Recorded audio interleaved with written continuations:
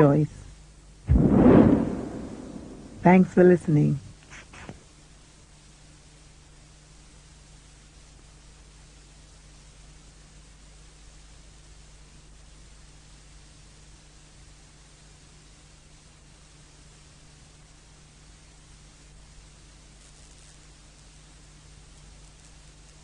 These are the questions you and I have to ask. How did we get this mine? OPEC production limits, helping to drive down the price of oil from $20.50 a barrel in the opening phase of 1990 to a mere $13.60 a barrel by summer. You have to understand the difference. We didn't come over on the Nina, the Pinta, and the whatchamacallit. We didn't land on Plymouth Rock. Plymouth Rock landed on us. Landed right on top of us. Where's the outcry?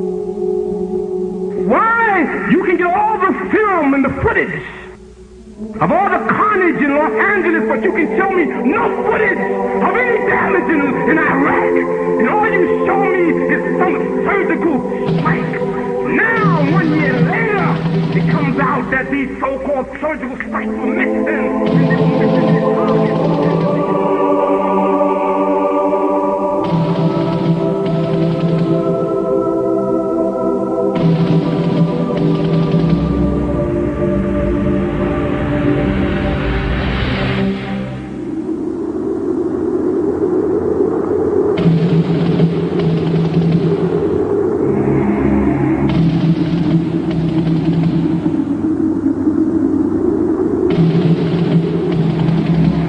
August 2nd, 1990. Saddam Hussein's forces crashed through the defenses of oil-rich Kuwait. In fear of an Iraqi invasion into Saudi Arabia, the United States and her coalition allies poured into the Arabian Peninsula to form a deterrent that would be known as Desert Shield. The result was a series of diplomatic talks, negotiations and counter-negotiations that rapidly declined into a no-hope situation. On August the 17th, 1991, Desert Shield became Desert Storm. Center of this city. Just one comment. Clearly I've never been there, but this feels like we're in the center of hell. There continue to be these flashes of light often. Whoa! Holy cow! The conflict was witnessed by millions through the eye of CNN and the BBC, showing propaganda of the systematic eradication of Saddam's forces by a coalition far superior in technological, political, and economic power. However, what was little known was that from the outset the war was engineered, controlled, and manipulated by an elite group. A group which had created the illusion of a man with power, at the head of a million-strong army, on the verge of going nuclear. A man who had gained control over 1/5 of the world's oil overnight. However, in reality, he was merely a pawn, in amongst many pawns. Just a puppet in a grand master plan, with the Gulf War as a well-orchestrated stepping stone. The orchestrators of the war were by no means strangers to controlling major world events. In fact, they have done so for centuries. From the shadows, they have engineered every major war, revolution, and recession. They control everything you read, everything you hear, and everything you see. They have managed to indoctrinate an entire populace to their way of thinking, and have infiltrated key positions in places of authority. And it is from the shadows that they have created a new political order, a new economic order, and more sinister, a new religious order. Their ultimate aim is total global domination, and they will stop at nothing to reach their goal. The goal that was outlined in a speech given by former President of the United States, George Bush. What is at stake is more than one small country. It is a big idea, a new world order.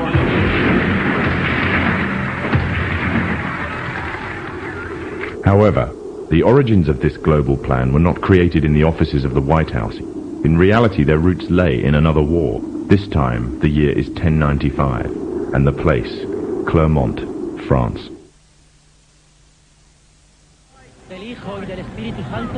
The 11th century Europe was ruled by the Church, which held a firm grip on the hearts and minds of the people. This power enabled Pope Urban II to wage war on the Muslim Caliphate, and crusade in what he called a War of the Cross to recapture the land of Jerusalem. It had been under Muslim rule since the year 637, but in 1099 this rule was brought to a bloody and sudden end. In the name of the cross, women were raped and murdered. Children were put to the sword, and it is said that blood ran in the streets knee-high to the horses. Out of this land of bloodshed and terror, a group of men arose. Men that would stop at nothing to get what they wanted, no matter what the cost. 20 years after Jerusalem was taken, the Dome of the Rock was seized by a group of warrior monks calling themselves the Knights of the Temple of Solomon, or more simply, the Knights Templars. In Jerusalem, the Templars began to deviate further and further away from the practices of Christianity. They learnt the secret arts of the Kabbalah, an ancient form of Jewish magic, along with its dark rites and rituals. The Jews had learnt the arts from the pagans of ancient Egypt during the times of enslavement to the Pharaoh, and developed them into Babylon at the time of Nebuchadnezzar. In 1307, King Philippe of France arrested them for charges of denial of Christ, homosexuality, and idol worship, as well as magic. In 1314, Pope Clement V declared all Templars as heretics to Christianity, ordering all their properties to be seized. Their leader, Jacques de Molay, was captured and burnt to the stake. The Templars were cornered, and just when it seemed they were finished forever, a glimmer of hope arose from a seemingly certain end. They were to find a safe haven as well as an ally. But not in France. In fact, in a country in a desperate struggle for independence against the English. The country of Scotland.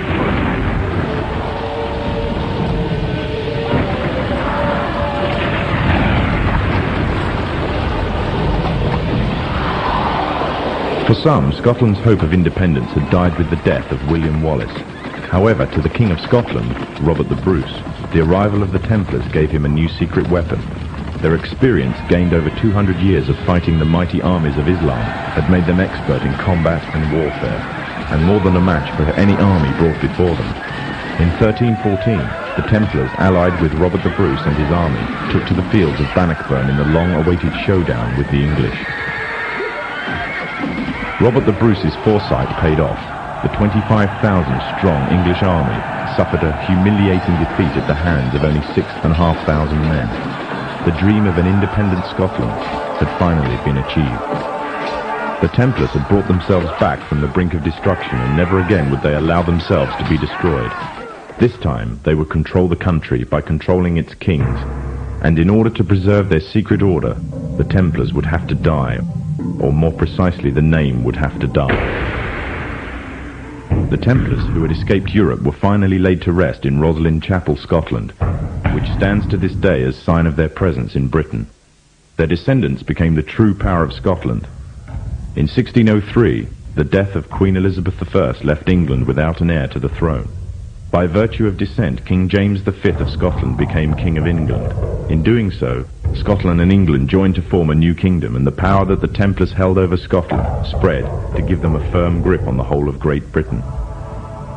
For over 100 years, the Templars concealed their activities, fading into the background until they were little known and little remembered. However, they did not cease to keep a firm grip on Britain. All the time they were planning, regrouping, and infiltrating positions of power in all corners of the kingdom. In 1717, the Templars made their reappearance in Europe. They had grown in both number and strength, and were now ready to coin a new identity, free from their reputation of the past, and given credibility by none other than the monarchy and aristocracy of England. And the name they chose for themselves was a name that will be known by many, but understood by a few. This new name, the Freemasonry.